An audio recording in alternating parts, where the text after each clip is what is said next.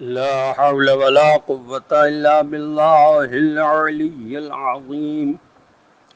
أعوذ بالله من الشيطان اللعين الرجيم. بسم الله الرحمن الرحيم. السلام علیکم ورحمۃ اللہ وبرکاتہ. اللہ تبارک و تعالیٰ کا شکر ہے، میں کراچی سے تاج العلماء مولانا محمد نقی نجفی آل اللہ مقاموں کا پوتا علی احمد آپ کی خدمت میں سورہ مبارکہ بنی اسرائیل کی آیات کے ساتھ حاضر خدمت ہوں. سورہ مبارکہ بنی اسرائیل جو سورہ اسراء بھی کہتے ہیں، قرآن مجید کا 16 نمبر کا سورہ ہے، اس کے رکوع نمبر 3 کی آیات کے ساتھ میں حاضر خدمت ہوں. رکوع نمبر 3 میں 8 آیات ہیں جن کے نشانات ہیں 22 سے لے کے 30 تک. آیت نمبر 22 سے تلاوت کا شرف میں حاصل کر رہا ہوں. اعوذ باللہ من الشیطان اللعین الرجیم. بسم اللہ الرحمن الرحیم. لا تجعل مع الله إلها آخر فتقعد مذموما مخذولا. ترجمہ: اللہ کے ساتھ کسی کو بھی اس کا شریک نہ بناؤ اور اس کو معبود نہ بناؤ، ورنہ تو ذلیل و رسوا ہو کر برے حال میں بے ریا و مددگار بیٹھا رہ جائے گا. مطلب یہ کہ اللہ کے ساتھ کسی اور دوسرے کو معبود نہ بنانا، کسی اور کو اللہ کے ساتھ اللہ کا شریک کبھی نہ گھڑ لینا. یہ بھی کہ قرآن صرف یہی نہیں کہتا بلکہ یہ بھی کہتا ہے کہ عقیدے، عمل اور دعا مانگنے میں بھی خدا کے ساتھ کسی کو اس کا شریک نہ بناؤ. اگر ایسا کرو گے تو ہلاکت اور رسوائی میں ڈوب جاؤ گے.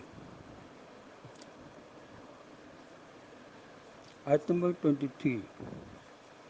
وَقَضَىٰ رَبُّكَ أَلَّا تَعْبُدُوا إِلَّا إِيَّاهُ وَبِالْوَالِدَيْنِ إِحْسَانًا إِمَّا يَبْلُغَنَّ عِندَكَ الْكِبَرَ أَحَدُهُمَا أَوْ كِلَاهُمَا فَلَا تَقُل لَّهُمَا أُفٍّ وَلَا تَنْهَرْهُمَا وَقُل لَّهُمَا قَوْلًا كَرِيمًا. ترجمہ: اور تمہارے پالنے والے مالک نے یہ قطعی فیصلہ اور حکم نافذ کیا ہے کہ تم سوا اس کے کسی کی بندگی نہ کرنا اور ماں باپ کے ساتھ اچھا سلوک کرنا، اور ان میں سے کوئی ایک یا دونوں تمہارے پاس رہتے ہوئے بڑھاپے کو پہنچ جائیں تو انہیں اف تک نہ کہنا اور نہ انہیں جھڑکنا، بلکہ ان سے بڑے احترام کے ساتھ بات کرنا، انتہائی نرمی کے ساتھ. دین اسلام کی بنیادی تعلیمات اس آیت میں بیان کی گئی ہیں اور بتایا گیا ہے کہ خدا کے حقوق ہیں اور ان میں سب سے زیادہ والدین کے حقوق ہیں. تفہیم قرآن میں علامہ مودودی صاحب نے لکھا ہے کہ خدا کے بعد سب سے پہلا حق والدین کا ہے. ان کی اطاعت کرو، بڑھاپے میں ان کی اسی طرح خدمت کرو جیسے انہوں نے بچپنے میں تمہاری خدمت کی تھی. ان کا مکمل احترام کرو. اس طرح اسلام کی تعلیمات نے گھر اور خاندان کے ادارے کو مضبوط اور محفوظ کیا. والدین کے حقوق و فرائض آیت نمبر 23 کے ضمن میں بتائے جائیں گے. جامع السعادات میں لکھا ہے کہ حضرت امام جعفر صادق علیہ السلام سے روایت ہے کہ جناب رسول خدا صلی اللہ علیہ وسلم نے فرمایا کہ اگر کوئی چیز ناراضگی کے اظہار کے لیے اس سے بھی کم ہوتی تو خدا اس سے بھی روک دیتا، اور یہ ماں باپ کی مخالفت کی کم سے کم حد ہے اور ان کو غصے سے دیکھنا بھی غلط اور بے احترامی ہے. اسی کتاب میں لکھا ہے کہ رسول خدا صلی اللہ علیہ وسلم نے ارشاد فرمایا کہ ایک وہ رات جس میں تیری ماں تجھ سے خوش رہے 1 سال جہاد میں گزارنے سے بہتر ہے. اور تشریف ظلال میں لکھا ہے سید قطب شہید راوندی نے کہ حضرت صلی اللہ علیہ وسلم نے فرمایا کہ اس سے بچو کہ ماں باپ تمہیں عاق کر دیں، یعنی والدین اپنا نافرمان قرار دے دیں اور ان کے ناراض ہونے سے بھی بچو، اس لیے کہ جنت کی خوشبو 1000 سال کی مسافت کے بقدر تک پہنچتی ہے، لیکن وہ شخص کبھی جنت کی خوشبو تک نہ سونگھ سکے گا جس کے ماں باپ نے اسے عاق یعنی نافرمان قرار دے دیا ہو. یہ تفسیر نمونہ میں لکھا ہے.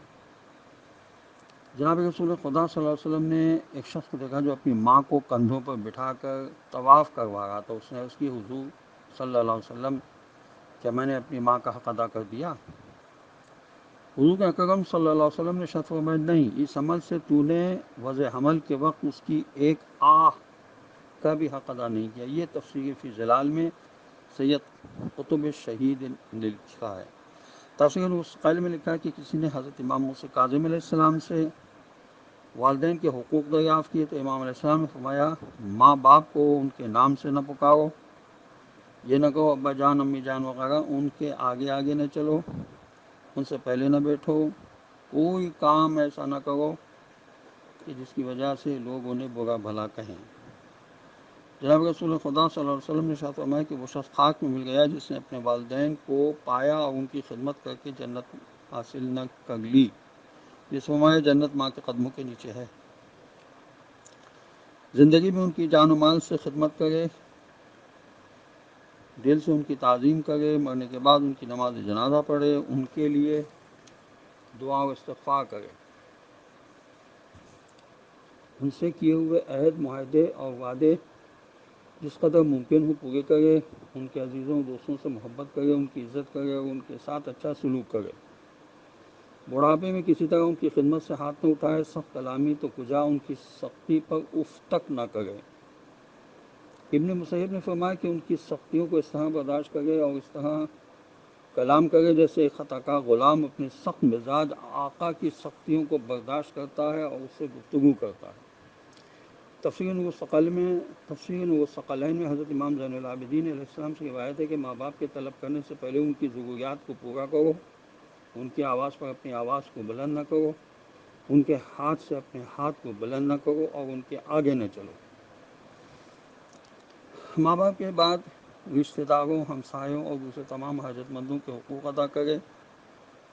اجتماعی زندگی میں اس طرح حصہ لے کہ سب سے ہمدردی کرے، ہر کمزور و محتاج کی مدد کرے، ہر مسافر کی مہمان نوازی کرے، ہر انسان کا حق پہچانے اور محسوس کرے.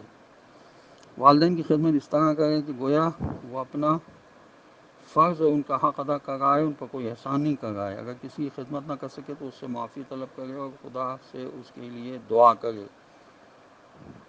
اور فضل طلب کرے. یہ تفہیم قرآن میں علامہ مودودی صاحب نے لکھا ہے. آیت نمبر 25 ربکم اعلم بما فی نفوسکم ان تکونوا صالحین فانہ کان للأوابین غفورا. ترجمہ تمہارے پالنے والا مالک تمہارے دلوں تک کے حال کو خوب اچھی طرح جانتا ہے. اگر تم نیک ہو تو وہ لو لگانے والوں، اس کی طرف لوٹنے والوں کو بڑا معاف کر دینے والا ہے. تفسیر انوار نجف میں لکھا ہے کہ اوابین کے معنی توابین ہیں. تفسیر مجموع بیان میں ابن بابویہ سے مروی ہے کہ جناب بطول معظمہ سلام اللہ علیہ 4 رکعت نماز پڑھتی تھیں. ہر رکعت میں سورہ فاتحہ کے بعد 50 مرتبہ سورہ توحید پڑھا کرتی تھیں. اور حضرت امام جعفر صادق علیہ السلام نے فرمایا کہ یہ اوابین کی نماز ہے. آیت نمبر 26 وآت ذا القربى حقه والمسکین وابن السبیل ولا تبذر تبذیرا. ترجمہ اور رشتہ داروں، مسکینوں اور مسافروں کو ان کا حق دو اور فضول خرچی نہ کرو. تفسیر مجموع بیان میں لکھا ہے کہ جب اہل بیت رسول صلی اللہ علیہ وسلم کا قافلہ گرفتاری کے بعد کوفے سے شام روانہ کیا گیا تو وہاں ایک شامی نے حضرت امام زین العابدین علیہ السلام سے پوچھا کہ تم کون ہو؟ تو امام علیہ السلام نے فرمایا تو نے قرآن میں یہ آیت پڑھی ہے؟ پھر حضرت امام علیہ السلام نے اس آیت کی تلاوت فرمائی اور فرمایا ہم ہی وہ رشتہ دار رسول صلی اللہ علیہ وسلم ہیں جن کے حق ادا کرنے کا حکم دیا گیا ہے. آیت نمبر 27 ان المبذرین کانوا اخوان الشیاطین وکان الشیطان لربہ کفورا. ترجمہ کیونکہ یہ حقیقت ہے کہ بے محل اور حد سے زیادہ اندھا دھند خرچ کرنے والے لوگ شیطان کے بھائی ہوتے ہیں اور شیطان اپنے پالنے والے مالک کا ناشکرا ہی تو تھا. تفسیر ماجدی میں لکھا ہے کہ علماء اخلاق نے نتیجہ نکالا کہ خداوند عالم نے یہ حکم نہیں دیا کہ انسان اپنی آرائش و زیبائش پر کچھ خرچ نہ کرے، البتہ جائز حدود کے اندر رہ کر خرچ کرنے کی اجازت دی۔ فضول خرچی تبذیر سے روکا، یعنی ضرورت سے زیادہ بے محل یا معصیت پر خرچ کرنے کو حرام قرار دیا ہے۔ ان بے محل اور حرام اخراجات میں لازمی طور پر وہ تمام اخراجات شامل ہیں جو صرف دکھاوے ہی کے لیے اور اپنی برتری جتانے کے لیے کیے جاتے ہیں۔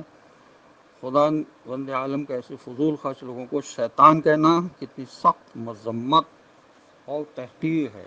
آیت نمبر 28، وَإِمَّا تُعْرِضَنَّ عَنْهُمُ ابْتِغَاءَ رَحْمَةٍ مِّن رَّبِّكَ تَرْجُوهَا فَقُل لَّهُمْ قَوْلًا مَّيْسُورًا۔ ترجمہ: اگر تمہیں ان رشتہ داروں وغیرہ سے کترانا یا بے توجہی اختیار کرنا پڑے اس بنا پر کہ ابھی تم اللہ کی اس رحمت کو تلاش کر رہے ہو جس کے تم امیدوار ہو، یعنی فی الوقت تم اتنا مال نہیں رکھتے کہ ان کی ضروریات کو پورا کر سکو، تو بھی ان سے بہت نرمی کے ساتھ بات چیت اور معذرت کرو۔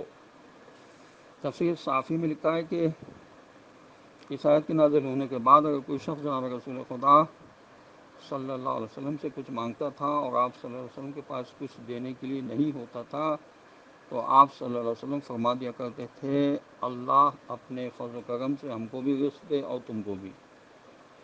اس آیت کا شان نزول تفسیر صافی میں بحوالہ تفسیر قمی یہ لکھا ہے کہ ایک دفعہ ایک شخص نے جناب رسول خدا صلی اللہ علیہ وسلم سے کچھ مانگا تو آپ صلی اللہ علیہ وسلم کے پاس کچھ دینے کے لیے نہیں تھا، تو آپ صلی اللہ علیہ وسلم نے فرمایا انشاءاللہ جب ہوگا تب دوں گا۔ اس نے کہا یا رسول اللہ صلی اللہ علیہ وسلم اپنی قمیص ہی مجھے عطا فرما دیں، تو آپ صلی اللہ علیہ وسلم نے اپنی قمیص اتار کر دے دی۔ اس پر خدا نے یہ آیت نازل فرمائی۔ آیت نمبر 29، وَلَا تَجْعَلْ يَدَكَ مَغْلُولَةً إِلَىٰ عُنُقِكَ وَلَا تَبْسُطْهَا كُلَّ الْبَسْطِ فَتَقْعُدَ مَلُومًا مَّحْسُورًا۔ ترجمہ: نہ تو اپنا ہاتھ گردن سے بندھا ہوا رکھو اور نہ اسے بالکل ہی کھلا چھوڑ دو، یعنی نہ تو بالکل کنجوسی سے کام لو اور نہ بے حد فضول خرچی یا خیرات دینا شروع کر دو کہ پھر لوگوں کی لعنت ملامت میں گرفتار ہو کر سخت پریشان اور بالکل عاجز ہو کر رہ جاؤ۔ تفسیر صافی میں لکھا ہے کہ ایک دفعہ جناب رسول خدا صلی اللہ علیہ وسلم کے پاس سونا آ گیا۔ آپ صلی اللہ علیہ وسلم نے یہ پسند نہ فرمایا کہ سونا صبح تک آپ صلی اللہ علیہ وسلم کے پاس محفوظ رکھا رہے۔ آپ صلی اللہ علیہ وسلم نے اسی رات مستحقین میں تقسیم فرما دیا۔ جب صبح سائلین پہنچے تو آپ صلی اللہ علیہ وسلم نے معذوری ظاہر فرمائی، اسی پر یہ آیت اتری۔ یہ اس آیت کے شان نزول ہے۔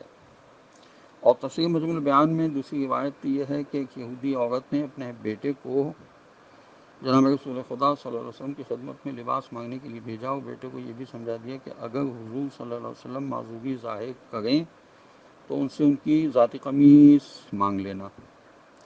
چنانچہ اس لڑکے نے ایسا ہی کیا۔ اس پر حضور صلی اللہ علیہ وسلم نے اپنی قمیص اتار کر دے دی، کیونکہ آپ صلی اللہ علیہ وسلم کے پاس دوسری قمیص نہ تھی، اس لیے مسجد میں نماز کے لیے تشریف نہ لا سکے۔ کفار نے بدنام کیا کہ سوتے رہ گئے یا لہو و لعب کی وجہ سے نماز پڑھنا بھول گئے، معاذ اللہ۔ اسی واقعے پر یہ آیت اتری۔